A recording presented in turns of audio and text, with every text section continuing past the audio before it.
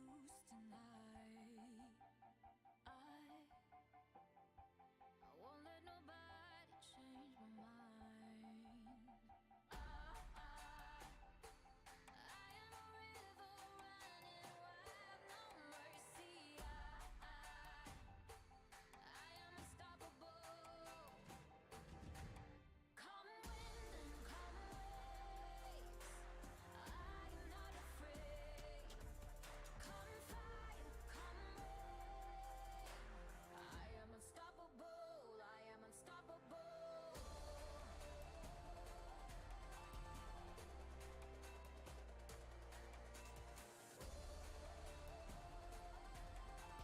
I am unstoppable. I am unstoppable.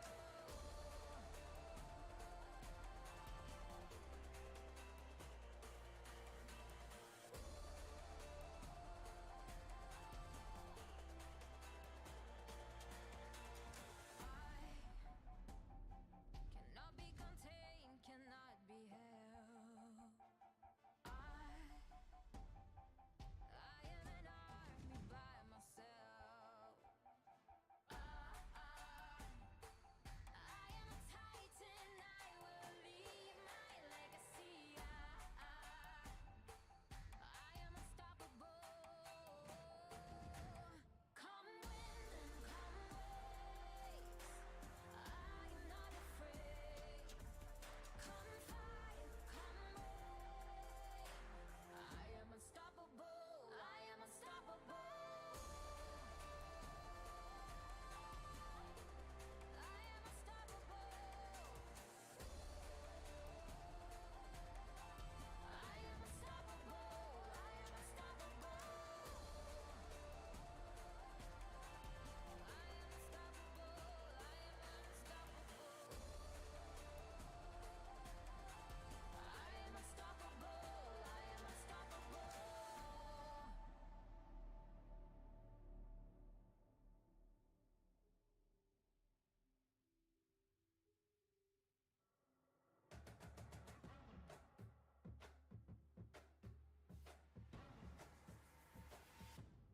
Bring that fire.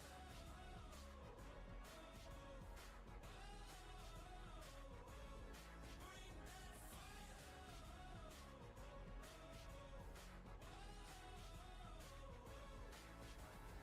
No stopping me breaking barriers, I keep on crushing it till I am done. I didn't get here by accident, no, I've been gunning it since I was young. Better believe I'll be standing here, there ain't no moon that can outshine the sun. I didn't get here by accident, no, I've been gunning it since I was young. Second to none. Been gunning it since I was young. I'm standing at the edge now, it's about to go down. I'm gonna take it higher. It's time for me to light it, so they can't deny it. Hey, bring that fire.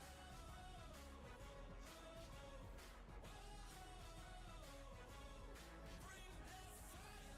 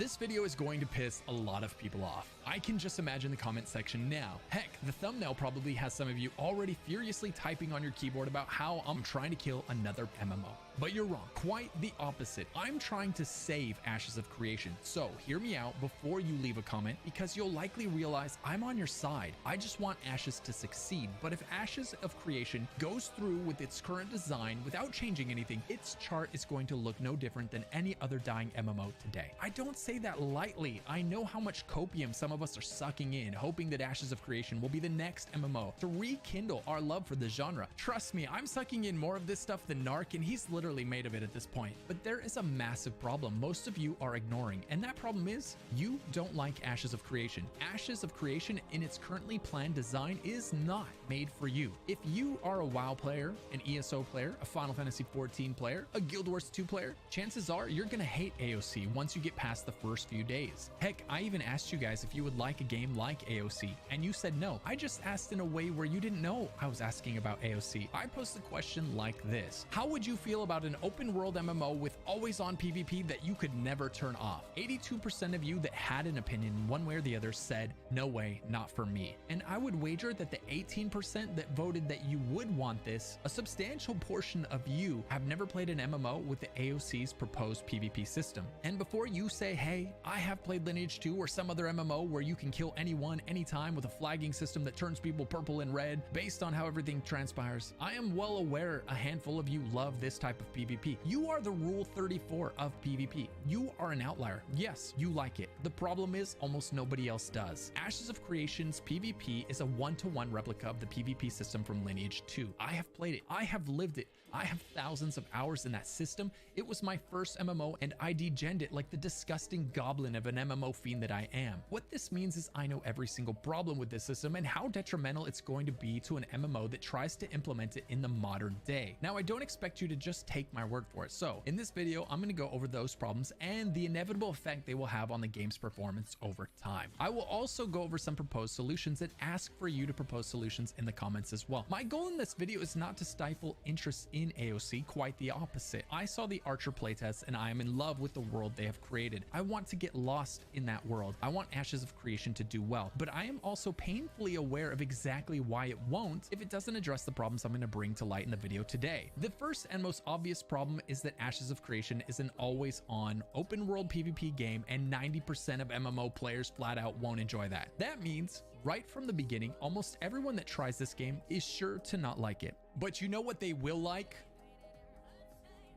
Raid Shadow Legends, who's also the sponsor of today's video. With hundreds of artifacts and over 600 champions blessed with unique skills, you can build your team and develop your champions any way you want. One of my favorite champions is the Sky Touch Shaman. She is a curious champion with a unique healing passive and a great defense against debuffs. She hurts herself to help her team, so it will take careful planning to keep her freezing her enemies and protecting her allies. A special event or discussion about Ash get lost in a beautiful MMO and come together to take down epic raid bosses, dungeons, and occasionally group up for PvP content when they want to. And I'll go ahead and tell you how I think AOC can achieve this before the video's over. But here's the rub, the inescapable fact that if you're a PvE main in the MMO of your choice, you won't like Ashes of Creation. You won't like when you're trying to level with your friends and a group of sweaty players comes and bullies you out of your spot. Oh, did the community work hard to upgrade a node and unlock a new dungeon?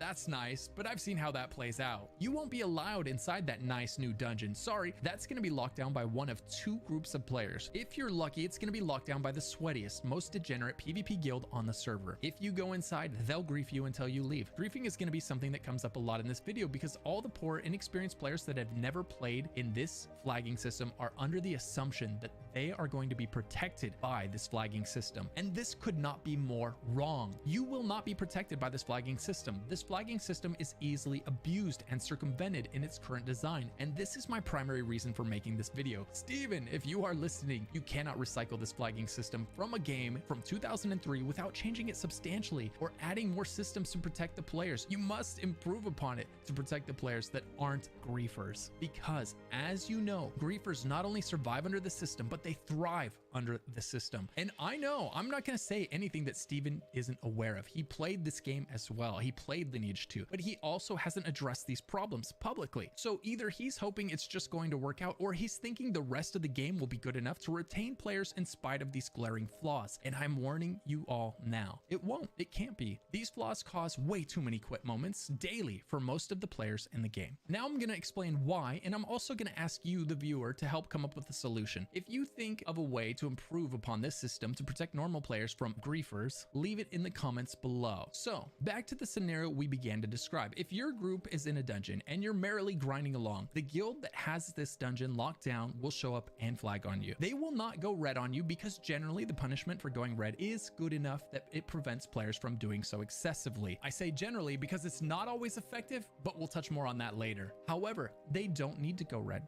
They'll go purple. The healer is throwing out big heals, trying to keep the mobs in the dungeon from killing the tank, because if their tank dies, the whole group wipes, and in the process, the healer is burning through their mana supply. The end is inevitable. You don't win this exchange as the group that's mid-pole against a sweaty PvP guild. The PvE group trying to enjoy the dungeon has two options, and both result in them losing. They would likely lose the fight even if they weren't already engaged with NPC enemies, because it's likely the top PvP guild locking down the dungeon. They are sweatier. They don't log out of the game. They are generally the group of players involved in all of the seediest forms of play, meaning they RMT, they bot, they do anything it takes to be the #1 guild so that they can survive and dominate in this always on PvP game. You, the normal player trying to enjoy the dungeon after work, you don't stand a chance in an even fight, but that's not relevant because they're not going to attack while you aren't fighting NPCs. They're going to wait until your tank is mid-pole and picking away at your team's health until NPCs kill you for them. If you fight back, you will go purple, and that is their biggest hope, because if you go purple, they can dispatch you all the quicker as they will unload on your team, which will be caught fighting them and the mobs that the tank pulled at the same time. If you're lucky, you won't be mid-pole when the other team rolls up. At this point, you'll either both stand there until one gets bored and leave, or you'll fight for the spot. It becomes not a battle of wills, but a battle of time. Who is willing to spend their night getting nothing done? Who has more time to waste in the game? And guess what? It's not you, it's them. They are the top guild that is holding this dungeon down because they don't have a life outside of this game. They're on it all day and all night, and they live to make other people quit the game. The more miserable you are, the happier they are. It is a direct correlation for them. You might eventually choose to duke it out, or you might choose to waste their time until you have to sign off for the night, feeling good that they got nothing done, but also knowing you didn't have fun. You just wasted the 3 hours you had to play stalemating with one of the sweatiest PvP guilds in the game. They will do this until you leave the dungeon, and they will keep doing it until you decide not to come back. So you'll go to the second most interesting spot in the game to level with your friends, and guess what? The second sweatiest PvP guild will be locking that down, or the best PvP guild will get bored of their area because no one's going there anymore, and they'll come knocking on your door again, looking for people to grief, hoping to get a quick, uneven exchange where they can kill you while you're mid-pole or outnumbered yet again. And I'm not making this up out of thin air. These are not hypothetical situations. This is exactly what happens. Lineage 2 had the exact same open world design. It had the exact same flagging PvP system to a T. There is nothing different in the design of the PvP in AOC from Lineage 2 from 20 years ago that is going to stop this from happening. The system is inherently flawed. It rewards griefing. It rewards being an asshole. It promotes a style of play that ensures that only one group is allowed to have fun at a time. Now, I said earlier, you'd be lucky if the sweatiest PvP guild on the server was the one locking the dungeon down. And you're probably wondering, why would I be lucky if it's the sweatiest PvP guild on the server? My sweet summer lamb, ripe for the slaughter. You have so much to learn about purple and red flagging systems in an open world. The other option is it's the RMT guild locking it down. The people, often from other countries, who turn playing this game into a job where they sell their drops and their gold for real money on third-party websites. They always have the best gear, they always bot, and they're always reinforced by more bots. They are usually the only ones capable of keeping even the sweatiest PvP guilds out of an area. They will employ all of the dirtiest tricks in the book, including but not limited to the ones I've mentioned so far. They will also have new tricks. They will have characters that they bot up to high levels, specifically for going red on your group if you don't go away. They will run them into the dungeon and log them out there. Anytime you go into that dungeon to group up and they can't down you by griefing you, they log in their perma red character and kill your healer, usually quite effectively because this character is decked out. If you do kill it and it does drop some of its gear, they'll pick it up instantly, probably via some bot software that does so faster than any human could ever have a chance to compete against. Yes, this also actually happened. Again, I don't have to make this up, I lived it. And in the off chance you do get a piece of gear, it doesn't matter. They have literally unlimited funds to replace it 10 times over because the game is their job. They are literally selling their excess for real money. The more they keep you down, the more money they make by selling to that sweaty do anything to win PvP guild on the server. And before you tell me that AOC will be the first MMO in history to not have any bots, please spare yourself the embarrassment. It will. Every MMO has bots. It is, however, possible that AOC does a better job than AAA companies like Blizzard and NCSoft at detecting and eliminating these bots. But even if we achieve this unobtainable bot-free world that you so desire, all of the problems I mentioned about griefing are still there. The flagging system AOC is proposing is not going to work. Lineage 2 was an amazing game in its time, but the genre has evolved. EverQuest, which came out just a few years before, was also an amazing game in its time. Almost no one would play EverQuest now, and almost no one will endure this type of griefing in 2022 and beyond. They'll just quit. You will quit.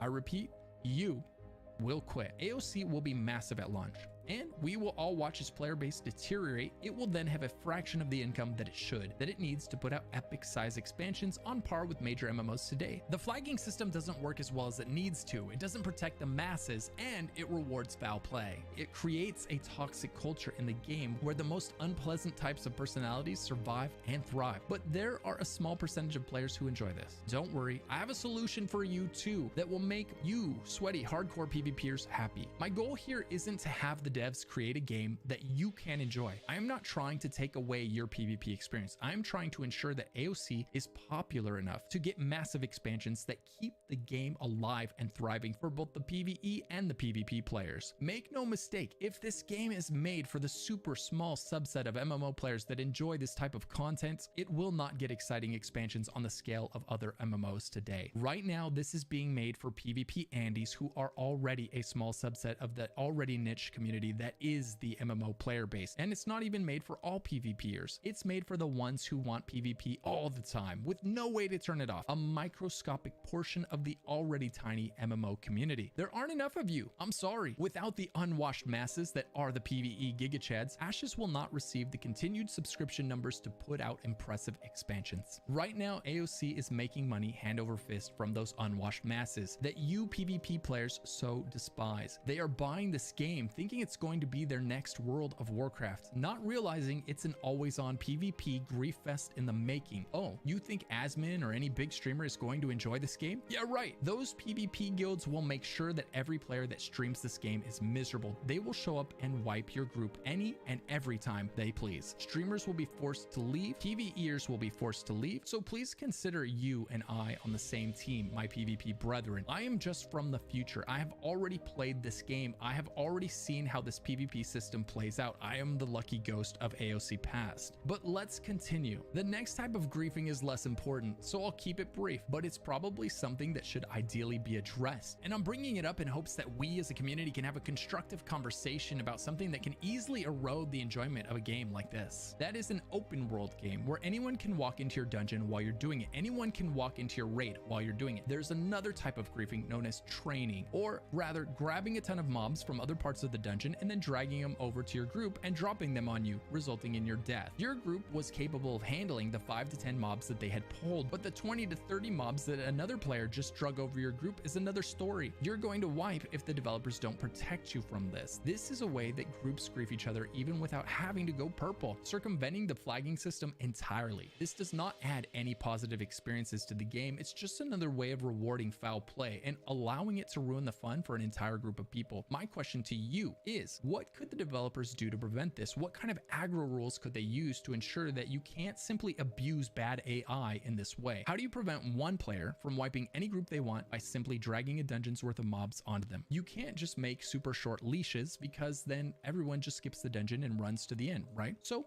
What can the developers do? And also, what can they do to prevent people from simply griefing you until you leave the cool new dungeon node that was unlocked? Ashes of Creation is going to have two types of PvP. One is the PvP mentioned here already. The no rules barred open world exchanges between groups of all sizes. Typically, these will not be even matches. The engaging group will make sure they have more players than the group they engage with. They will make sure they have better gear. They will make sure they are higher level, and they will probably make sure that the group they are engaging with is mid-combat with some NPC enemies. The other type of PvP is the more organized and scheduled castle sieges, where guilds sign up to help other guilds defend or attack a castle. This massive scale organized PvP tends to be one that many more players enjoy. It's scheduled, it's all out, and everyone is there to PvP, and there's a lot on the line. Economically, the winning side makes a ton of money, and so there's a lot of incentive to successfully defend or attack these castles. Again, we know this because it's straight from Lineage 2. So I'm gonna propose a solution where everyone wins, where the PvPers get what the PvPers want, and the PvEers get what the PvEers want, one of which is to drastically improve their planned flagging system to prevent people from simply circumventing all of its punishments by griefing people until they die. Perhaps there should be a separate meter that fills up when you attack a white or non-combatant player. This would limit the number of times you could grief an individual that wasn't interested in fighting back. The meter would eventually fill up all the way and turn the player corrupt if they harassed a non-combatant player too many times in a defined period of time. This would at least prevent a player from infinitely harassing a player or group who wasn't interested in PvP. It would also limit the number of people's days one player could negatively impact through griefing. I think something like this alone would greatly reduce the amount of ill-intentioned griefing on the server and greatly improve the experience of the average player. Any portion of this meter that is filled by attacking a non-combatant player would be reset if that player decided to attack back. This way, we're not preventing the number of meaningful PvP engagements a player can have, just the number of times a player can grief another player. This still wouldn't protect the average unwashed masses that are the PvE MMO players, but it would at least be a step in the right direction to mitigating some of the griefing that will inevitably cause all of them to leave. And make no mistake, they will leave, and so will their subscription. And if you didn't know, PvE players prop up massive MMOs. PvE players keep massive MMOs afloat, period. And more realistically, this next thing is probably the best solution, and it's simple. It's effective. It's not reinventing any wheels, and there really aren't any downsides. Perhaps the developers should just consider two types of servers: AOC PvE servers and AOC PvP servers. Let the PvPers that have been furiously listening to this YouTube video with steam coming out of their ears at the mere thought of turning this game into some kind of disgusting Care Bear MMO, let them keep their PvP-centric AOC game just the way it's been designed, but also create a version of this game that will appeal to far, far more players. A version of this game where you can't attack a player unless they've opted into PvP. The PvE servers would still have plenty of PvP content. PvE servers would still have sieges, wars, caravans, dueling, etc. Tons of opt-in PvP. But you would not be able to as easily grief other players into quitting the game entirely. You wouldn't be able to ruin other people's dungeon experiences. You wouldn't be able to do the same during raids. Or maybe you do something completely different and you have specific areas that are PvP on and areas that are PvP off on one server. Some nodes are PvP, some nodes are PvE. Some dungeons allow it, some don't. But the fact is, if you don't give the PvE players that have no interest in griefing other people into quitting and have no interest in being the player that is griefed until they quit, if you don't give these players a way to play the game, or if you don't come up with a better plan to protect them from the bad apples, you're gonna watch as griefers destroy your player numbers. You're gonna watch as the launch is marred with negative headlines and a mass exodus from the game. Players complaining about dying and dropping their loot, players complaining about being camped, players complaining about not being able to go solo in the new cool areas you added, or group in the newly unlocked nodes because they just get griefed when they go to these places anyway. I know this video probably angered a lot of you, but remember, I'm trying to help AOC, not kill AOC. I'm here to stop the griefing. I'm not here to stop the PvP. There's a massive difference there, and I hope that's what you focus on. I selfishly want this game to succeed so that I can get lost in it for months and for years. I want it to do well so that I can make content about it for months and for years, but I am also a realist. I know that sucking in the copium and pretending that a PvP-centric MMO is going to be just fine and do well is a lie. And I know what's happened to every PvP MMO ever released. Their expansions are small, their lives are short, and their declines often very rapid. And I don't want to see that happen to AOC. There needs to be a version of this game that appeals to and maintains the attention of the PvE player. If not, then I guess there's always that Riot MMO, right boys? Suck down that copium. Sound off in the comments below. I really hope you try to come up with solutions instead of attacks. It doesn't matter how much you hate PvE Care Bears or sweaty PvPers, but if you type out a comment experiment with a proposed solution, you could be the person that saves AOC. So go and try. And maybe, just maybe, we'll get a version of this game that PvPers and PvEers alike can enjoy. The purpose of this video is to start a discussion around Ashes of Creation's Achilles heel, the obvious problem and the obvious hill that it's going to have to climb upon its release. And if we talk about it now while it's in its alpha, early alpha, long before it's released, it has a much better chance of making the adjustments needed to appeal to a broader player base and to having better, more filled out expansions as the game goes on. All I want for the game is to have its best chance of maintaining its player base because I love what I've seen so far. I love the world that it's in and I can't wait to get lost in it. I am not trying to change this into a Care Bear PvE game, and that's why I think maybe one of the best solutions is to leave the game as it was designed for the PvPers that want that hardcore PvP experience always on, and maybe something else, maybe another server for the PvEers. And I know there's going to be a lot of comments from PvPers saying just get good or just don't play the game, and that's fine. That's what a lot of people will choose to do if the game comes out as it's currently designed. They just won't play it. A massive shout out to my YouTube members. Thank you for supporting this channel in the big way that you do and for helping me make the best content that I can. If you want to become a YouTube member, click the join button down below. If you enjoyed this video, be sure to give it a like and a subscribe for Algorithm Senpai. And if you're not sure what to do next, check out one of the videos popping up on screen right now.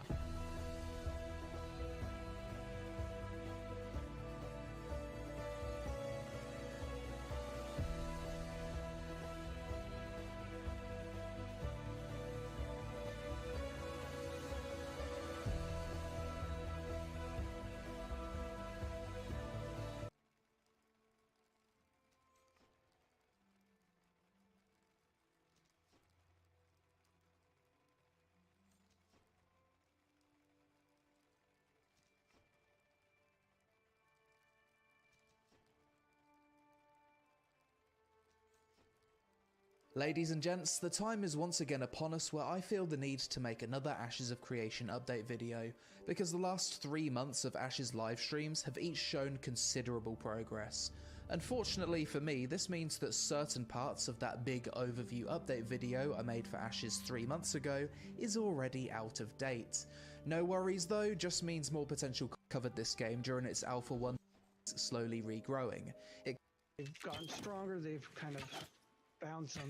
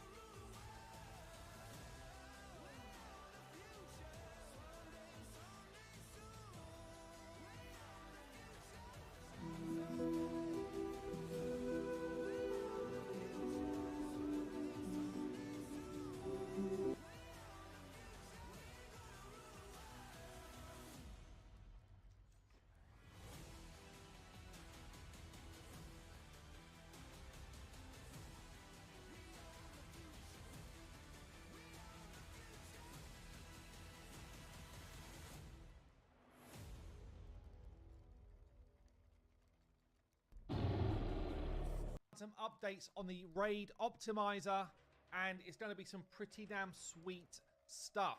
Let me show you what's going on here. For those who don't know, where have you been? Where have you been? Why are you not on the optimizer yet? You can come to hellhades.com and you can get yourself a free membership to the optimizer. All you need to do is become a member if you're not already, and bam, I'm just calling it out. I didn't build. Yeah. And I'll show you where currently the Frost Spider rotation. There's 3 different rotations of Doom Tower.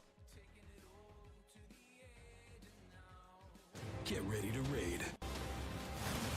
Defeat.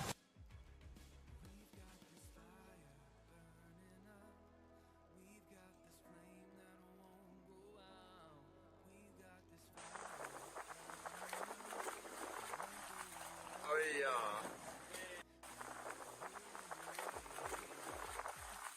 Oh yeah.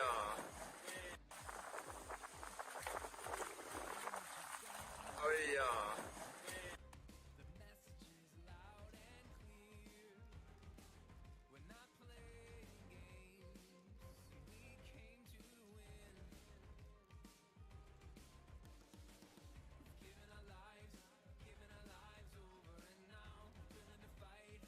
Hey everybody, how's it going? And welcome back to Copper Jacket TV.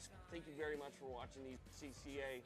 To themselves or others, they then must file for an ERPO, which is an Extreme Risk Protection Order, also known as a red flag. Well, what did that do to New York's numbers? Well, prior to June, so May and prior, the average number per month of these ERPOs being ordered was about 45. So you're seeing about 45 red flags per month. What happened after Kathy Hochul's executive order, that number grew to over 400 per month.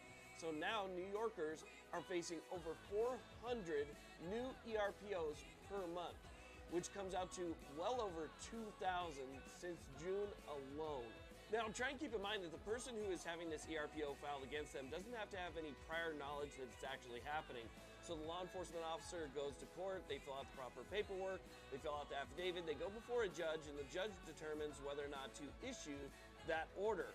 Now, the person, again, just sitting at home has no idea that this is happening until law enforcement knocks on the door, relieves them of their privately owned property, and also relieves them of one of their constitutionally protected rights. So in my opinion, this whole thing is totally unconstitutional, and it's being abused, but it's also totally unfair because the law enforcement officer, believe it or not, gets to bring a state attorney along with them. So the law enforcement officer and a state attorney could go before the judge to argue why this order needs to be issued, while the person, that it's being issued against is just sitting around having no idea what's going on. Once they actually do find out what's going on and they go to court to try and prove that they're not a danger to anybody, well, guess what? They're not allowed to bring an attorney. So the state can have an attorney, but they can't.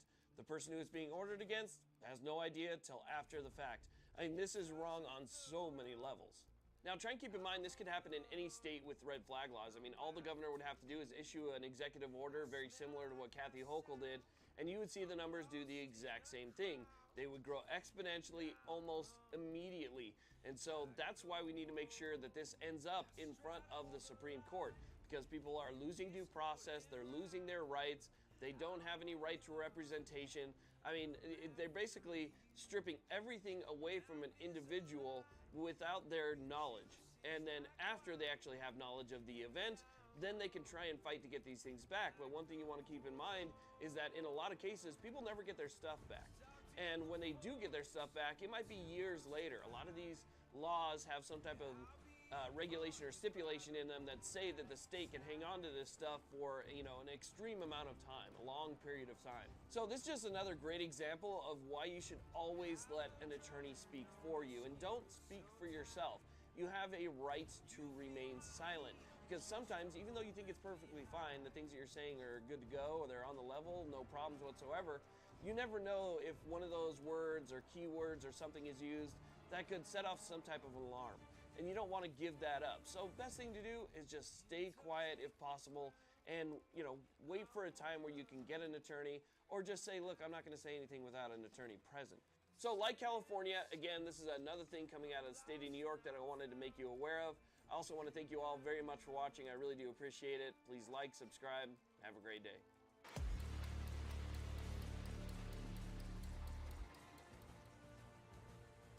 Hey guys, it's Lucky here, and today we're going to talk about something interesting. I'm making this video because I realized something. Most of us are loners. Most of us don't have someone to play our favorite MMO with when we log in every day, but we keep coming back in spite of that. And even if we do have someone to play with, sometimes we just want to play alone. Take a look at Asmongold, who started his YouTube channel 8 years ago, teaching people how to solo group content. What's up, y'all? It's your boy Asmongold. I'm going to show y'all how to solo Conclave and win. What's up, y'all? It's your boy Asmongold, and today we're continuing the series on how to solo Glory of the Cataclysm Hero. What's up, y'all?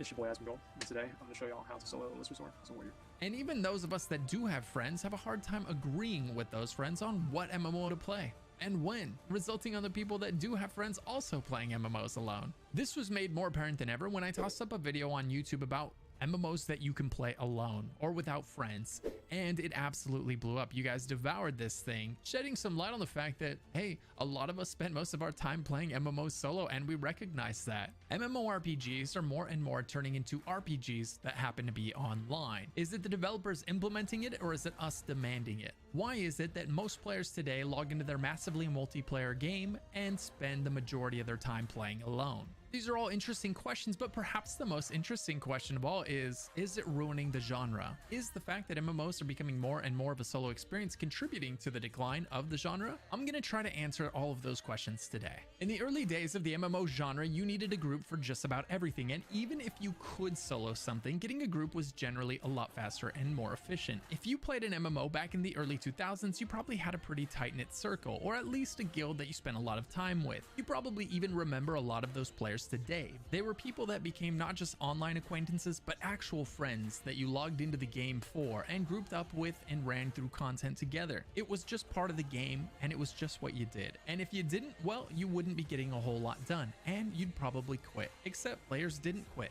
MMOs were never more popular than they were when they were forcing introverts to join guilds and get things done, when MMOs were hard instead of easy. But today, the most popular MMOs seem to be designed around the player that is not interested in joining guilds, around the player that doesn't want to challenge in their questing experience. Dungeon finders, raid finders, not to mention the fastest way to level is usually what? It's the main story quest, which is almost entirely a solo experience carved straight through the MMO. We are at a point now where it's often less productive and less efficient to play our massively multiplayer games with other players.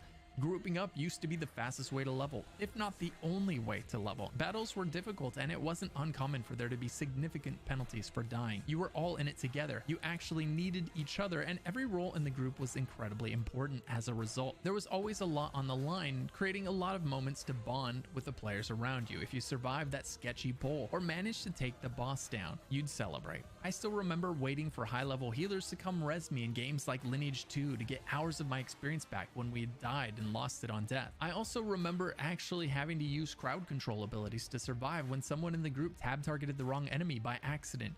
I miscalculated.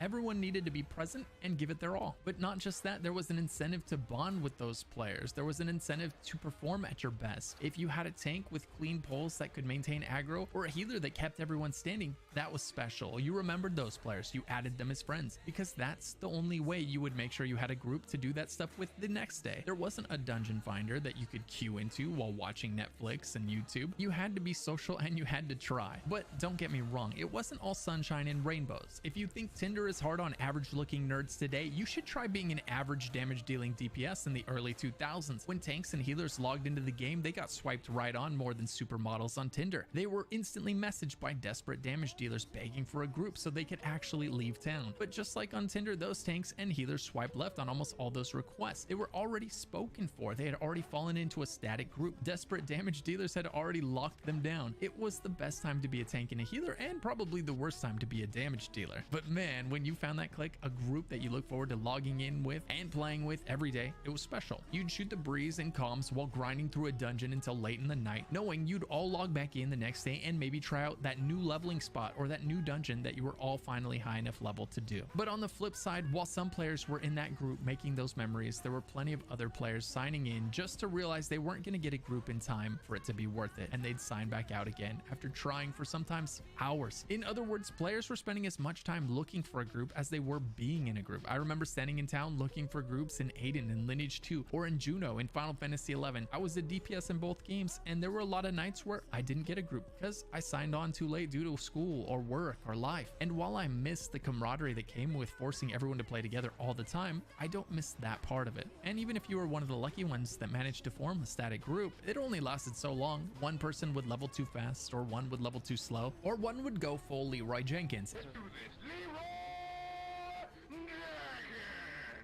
And your odds of playing together the next day weren't great. But I'd take those odds right now because at the moment, indicators are suggesting that a recession is on the way, which brings me to the sponsor of today's video, Masterworks. Jamie Dimon, the CEO of JP Morgan, said that what's coming could be worse than a recession. So what are experts doing to prepare? They're following recently released guidance from BlackRock, the world's largest asset manager, who says that a normal portfolio of stocks and bonds won't cut it anymore. For 2022 and beyond, BlackRock recommends diversifying with alternative assets. And of all the alternatives out there, only one was personally recommended by BlackRock CEO Larry Fink: contemporary art. Probably because contemporary art has outpaced the S&P 500 for the last 25 years by more than double, and it appreciates more than gold, real estate, and the S&P when inflation is high, at a whopping 33% annually, repeating of course. That's why I've partnered with Masterworks, because they're helping you secure your financial future by offering investments in the same contemporary art. This is not NFTs, this is fractional shares of actual paintings by legends like Picasso and Banksy. When Masterworks sells the paintings that you are invested in, you get a potential return. And the 6 paintings that they've sold so far have averaged a 29% net annual return, even through COVID, a bear market, and record high inflation. Now, of course, past performance is no guarantee of future results, but I think this is absolutely an option to consider when diversifying your portfolio. With inflation still crazy high and stocks still crazy low, Masterworks is seeing a record demand, but you can skip the waitlist by clicking the link down in the description below. Thanks for listening, and let's get back to it. Okay, so like I was saying, it's nearly impossible for a group of people to sync their lives together in a way that would allow them to progress through an MMO at the exact same speed. And even if you did have a static group and you were committed to staying in that static group, there would be days where you couldn't play because that meant you would outlevel the people in the group. And there's the rub.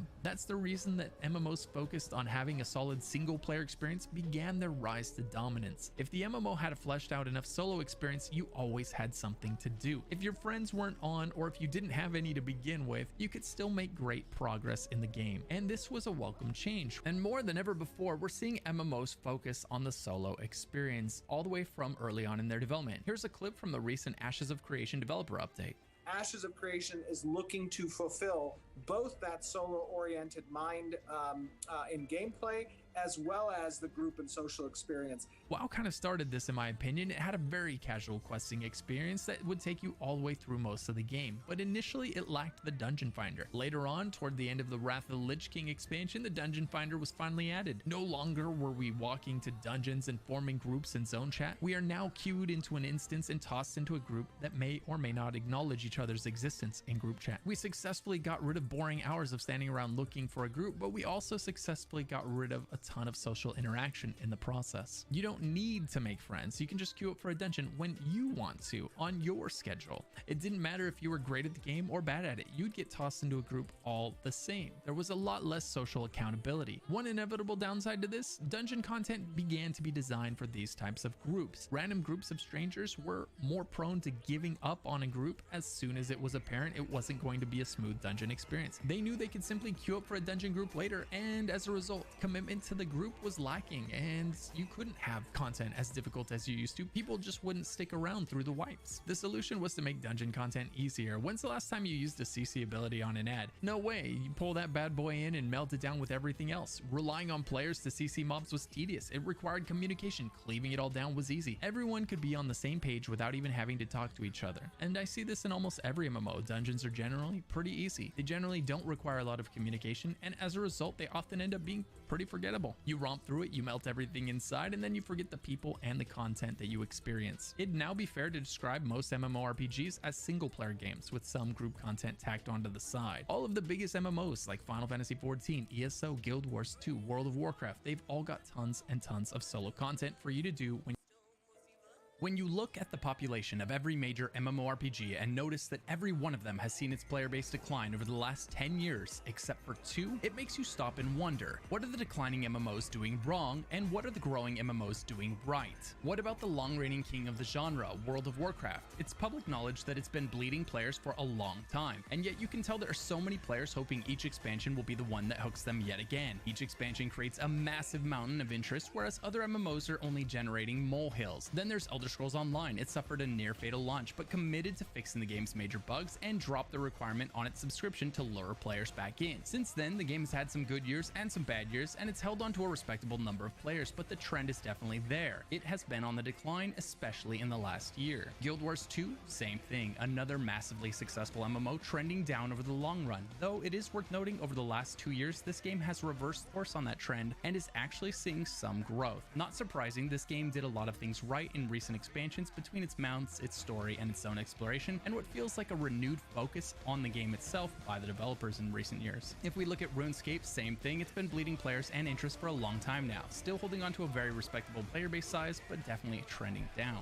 While these are some of the biggest games bleeding players, the trend isn't unique to these games, it's across the entire genre. Let's take a look at a few more. Black Desert Online, Terra, Destiny 2, EverQuest 2, Lord of the Rings Online, Ion, SWTOR. You can pick almost any MMO out there, and the graph is going to look almost exactly the same. Interestingly, there's only 2 games that escape this trend, and they couldn't be more different from one another, and that's Final Fantasy XIV and old school RuneScape. When I see something like this, it always makes me wonder. When I look at something thriving where everything else is struggling to survive and even dying, I want to know why. I have hundreds and sometimes thousands of hours in almost every MMO I mentioned so far. So in this video, let's start by taking a look at what Final Fantasy XIV does differently. Final Fantasy XIV is a buy and then sub to play MMO that gives you 60 levels for free to get the hooks in you. Right off the bat, this is a great and confident approach to monetization. You don't have to commit a dime to the game until you know you love it. Personal preference aside, there literally is no reason not to give it a try.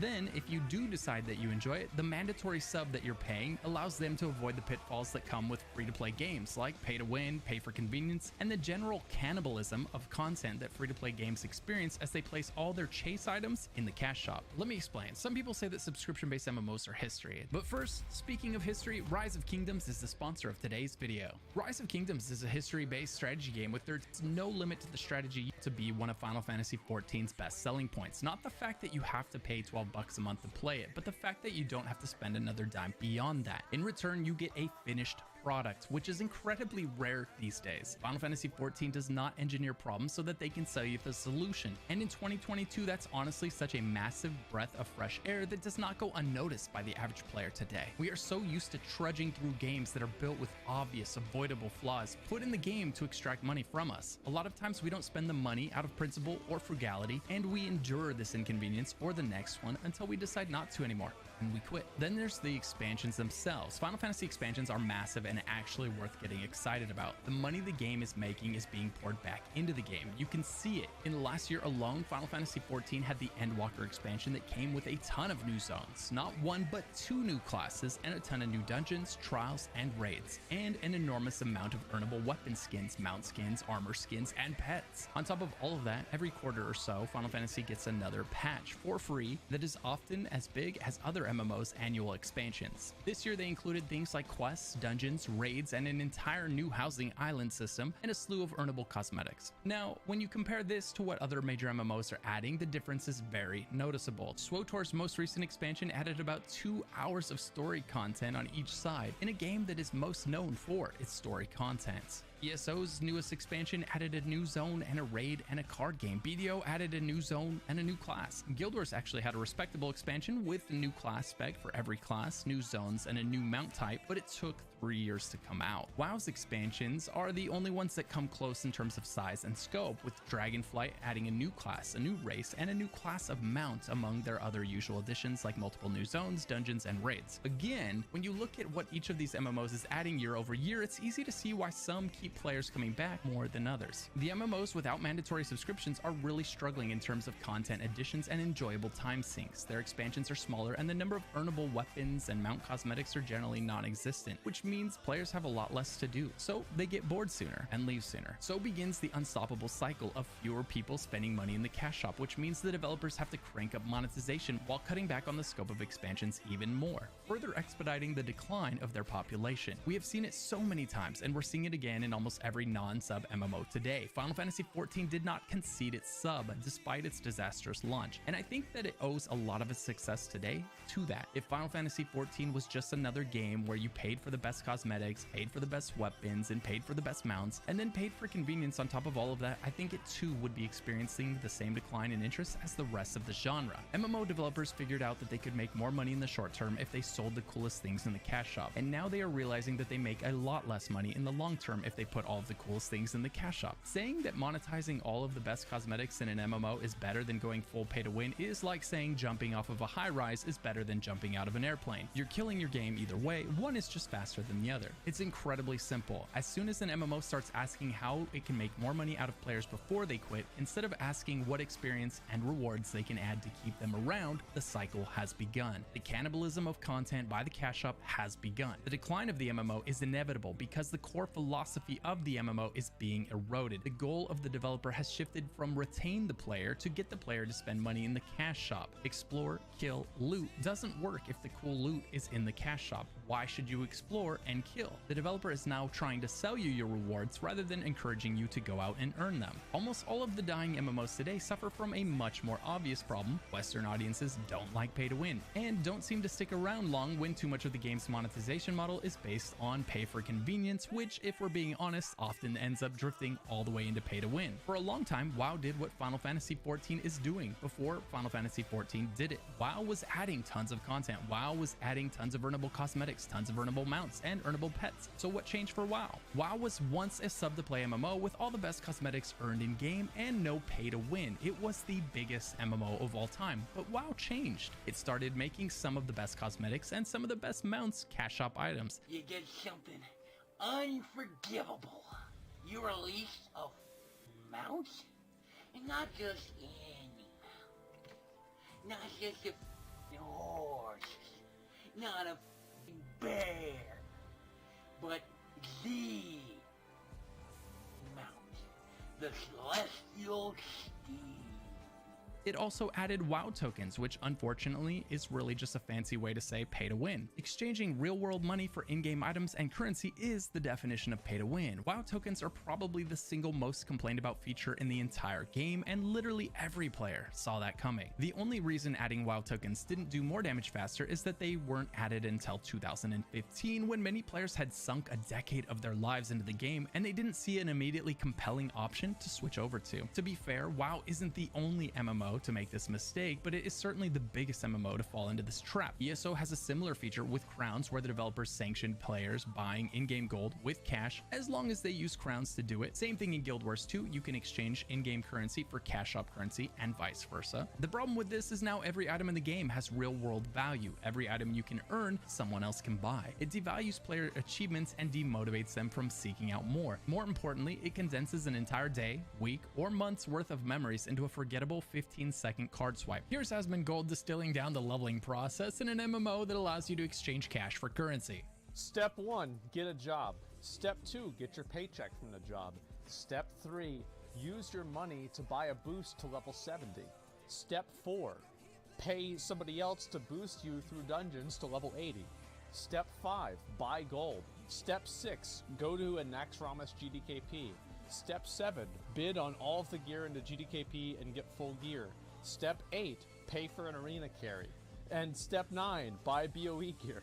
Step 10, finally, now you can play the game. These are 3 of Final Fantasy XIV's biggest competitors, and they all caved on this topic, and I honestly believe it's a large part of the answer as to why Final Fantasy XIV thrives while they bleed players. It's a death of 1,000 cuts by monetization. First, it was just a random mount, then it was all the best mounts. First, it was an armor set, then it was all the best armor sets. First, it was failing to ban RMTers, and then it was condoning RMT through the cash shop currencies. Final Fantasy XIV just has the purest monetization of the bunch, and as a result has held onto the core MMO experience of explore, kill, and loot to make your character as powerful and as awesome looking as possible. If we look at the more pay-to-win games, their decline is even more sharp. It's almost as if there's a direct correlation between the amount of pay-to-win and the speed at which your game becomes irrelevant here in the West. Obviously, Western players don't like pay-to-win, and sanctioning buying gold with real money is sanctioning pay-to-win. It's done. The game now contains a significant form of pay-to-win, and it's a genie that can't be put back in the bottle. Well,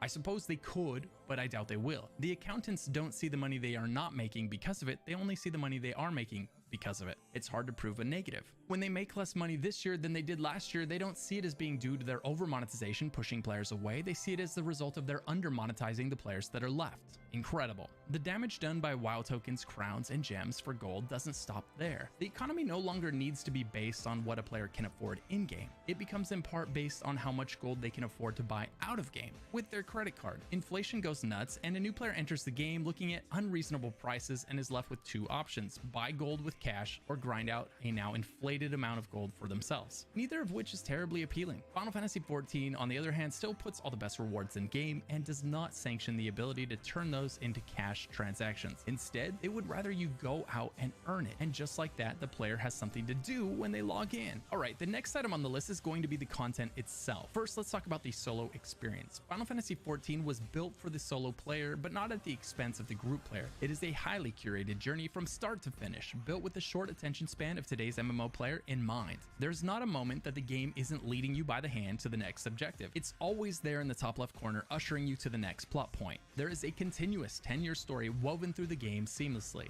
This achieves two things. One, the new player never signs in and finds themselves unsure of what to do next. They always have an objective. It's worth noting that they can deviate from this path if they want to. There's plenty of horizontal content, optional trials, optional dungeons, and even optional jobs to level, but the player can also choose the on-rails experience and soak up that main story. The second thing is the quality of the story. It's amazingly written with twists, turns, and jaw-dropping backstabs, complete with music and cutscenes. It's not perfect, nothing is. It's got way too many dialogue boxes, in my opinion, that really serve to age the MMO. But the story those dialogue boxes tell is so good that it keeps players moving forward. And for the players that choose to skip the dialogue boxes, the cutscenes do a good job of presenting the key plot points so that they are mostly able to follow along as well. Final Fantasy XIV focuses on delivering a masterfully told story, which is something a lot of MMOs treat as optional when it's really not. A good story, fantastic lore, it's critical to any great RPG. While Final Fantasy XIV is an RPG MMO, emphasis on the RPG first, it is no slouch when it comes to group content. This is another thing Final Fantasy XIV handles brilliantly. Most MMO players today are solo players, and if the MMO they are playing does not do a good job of introducing them to dungeons or trials and other group content, they simply won't participate in that content. The story in Final Fantasy XIV consistently and seamlessly sends players into group content. Many of the dungeons are part of the story and must be completed to proceed with the story. Same with many of the trials. The difficulty on this content is tuned down to what we'll call story mode difficulty, but it still serves to introduce every single player to that type of content. And once there, many find that they enjoy it and begin to pursue it horizontally. They deviate from the story to seek out the optional trials, the optional raids, for the fun of completing them, but also for the incredible rewards and cosmetics that can be earned inside. So despite being a solo MMO through and through, Final Fantasy XIV ends up having every member of the community participate in a ton of group content every expansion. This means you can always find a group for any dungeon, trial, or raid in the game. Level scaling ensures that it will always be fun, and there won't be one person in the group killing everything and trivializing the content while you struggle to keep up. I think other MMOs should recognize the success of Final Fantasy XIV's approach to dungeons and specifically trials. You spawn in front of a boss and you can already tell 100% of the developers' time and effort are put into this one fight. There are no boring trash pulls to wade through over and over, no filler DPS sponge side bosses with low effort mechanics, no long runs back when you wipe. You just spawn in front of the boss, the final act. There are boss transformations, stage transformations, music changes, and cutscenes. It's a cinematic experience as well as a mechanically heavy experience with multiple levels of difficulty so that you can choose how hard you want it to be. And if you do choose the hardest difficulties, there are great rewards for your efforts. The trials are great bite-sized group content that I always look forward to because they're a spectacle and they're fun. Some other MMOs are noticing. It looks like Guild Wars 2 has been inspired by these trials in its strike missions recently, and I think more MMOs would benefit from focusing on this quick, high-intensity, mechanic-heavy group content. All thriller, no filler, get in, get out. It works and it works well.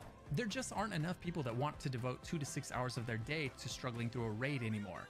Final Fantasy XIV's trials are the best part of that raid experience, the final fight and its loot. And none of the filler that leads up to that. Anyways, these are the things that I noticed when I played Final Fantasy XIV. The game launched horribly. They shut it down, and perhaps the best decision they made was to not give up the subscription model. By retaining that, they ensured that they could continue to outdo themselves from one expansion to the next. They were able to continue to give players great in-game rewards for their achievements, rather than locking them all in a cash shop. They were able to crank the cinematic spectacles to 11 on the group content, and I think that's something a lot of MMOs forget. Raids, trials, and dungeons, they should be spectacles in 2022 and beyond. No one is impressed by running through a cave and killing things along the way anymore. Those days are over. Developers have to think beyond that. Give us stage transformations, give us boss transformations, give us epic soundtracks, and if you won't, Final Fantasy XIV will. Final Fantasy XIV isn't perfect. It's not a one-size-fits-all MMO. The art style is hit and miss for a lot of players. Some people are never going to be okay with a flying car pulling up next to them in their fantasy MMO. The base game has way too many dialogue boxes that make it feel old compared to modern RPGs. The questing experience is definitely carried by the story. There's literally almost zero combat while questing. It's mostly talking to one NPC and then the next until you unlock a dungeon or a trial. But when you do get a solo duty or a dungeon or a trial, it's amazing. Zone exploration is not as good as it is in other MMOs. The most exciting thing that you might find is an Aether Current. There is next to no reason to interact with mobs in Overland content. It's almost always better to leash them and then talk to the NPC that they were standing next to, which is rough on immersion. And finally, if you're new to the game, you're gonna have to spend a lot of hours working through the story alone before you can spend any significant amount of time with your friends. But despite all of this, Final Fantasy XIV is one of only 2 MMOs that fall into S tier for me. I absolutely love it, but I also recognize its shortcomings. It's exciting to imagine an MMO that does what Final Fantasy XIV does well while improving on what it does not. I think there's absolutely room for another big MMO to succeed alongside Final Fantasy XIV and to even surpass it. There is so much to be learned from its success and from the failure of its peers. For the sake of the genre, I just hope future MMOs are paying attention. As for the future MMOs, if your plan is to build an incredibly inconvenient MMO and sell us the convenience, if your plan is to try to sell a pay-to-win MMO in the West, if your plan is to be an MMO with all the best cosmetics locked in the cash shop rather than earned, well, you just haven't been paying attention.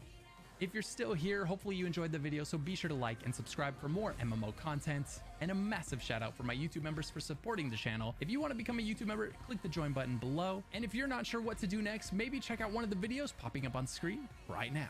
This video ran long, so I'm gonna have to break the discussion of old school RuneScape into the next video.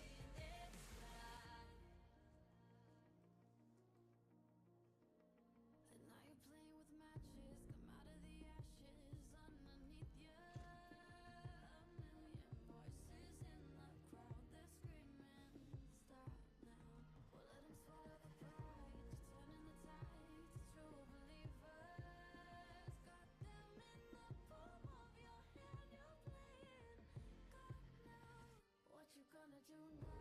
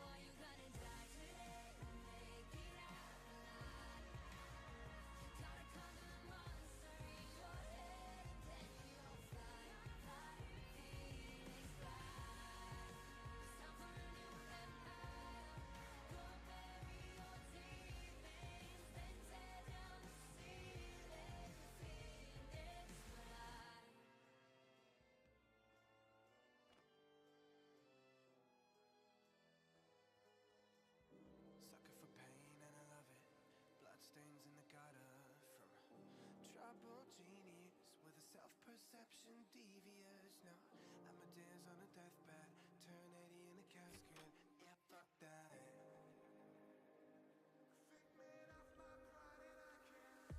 Lock up myself for an hour, let alone be with another. Yeah. Conscious, guilty, but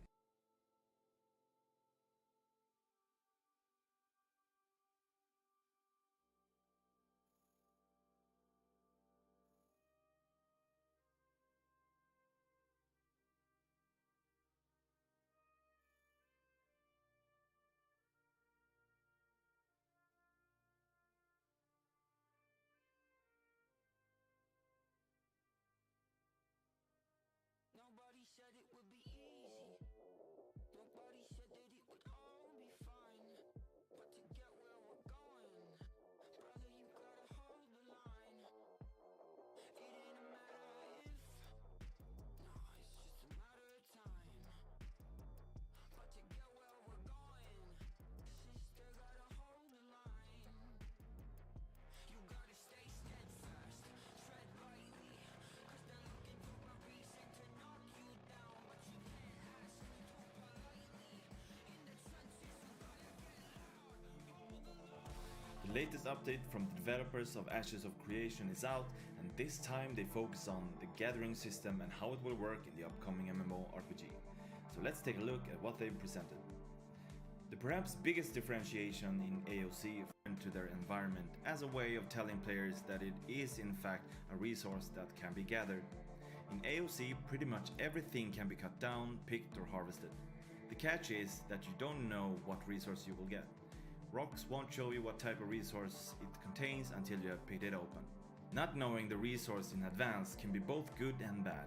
On one hand, you won't see groups of players hogging all the good spots with rare resources. On the other hand, it will be more difficult to find the resource that you need. AOC is mitigating this frustration by giving the players the ability to survey areas. Surveying an area can help players identify what resources are located nearby, as well as notifying them of hidden resources that exist in the area. The survey will also provide players with information on what season the resource is thriving. As we know, AOC will have a seasonal system in place, changing the landscape with it. And with the seasons, resources will be affected as well. You might, for example, come across a flower that only grows during the winter. Not only are resources affected by seasons, it will also be influenced by how players interact with the resource system. High traffic and high volume of interaction will affect the land management system negatively in the area, resulting in slower regrowth rate, for example. But player interactions don't necessarily result in negative outcome. Rotating crops or removing poachers could instead increase the growth rate of the resource. Together with the gathering system, AOC will also include professions. Professions will introduce accessibility to certain resources based on the type and size of the resource. Progression within the profession will affect the speed and yield of the resource, among other things. Gathering doesn't have to be a solo task anymore. AOC want to give players the opportunity to collaborate with other players to gather resources. Whether it's to cut down a large tree or other activities like transporting resources from one node to another, collaborative tasks like these will help widen the sense of community not only through battles and make the world feel more living and important. How the gathering system comes together with the rest of the game, we will have to wait and see.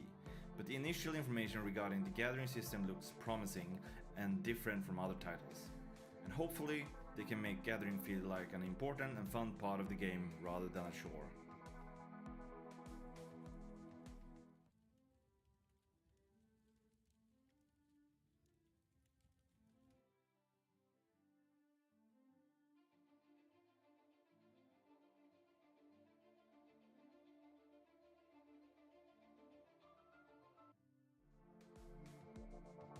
The latest update from the developer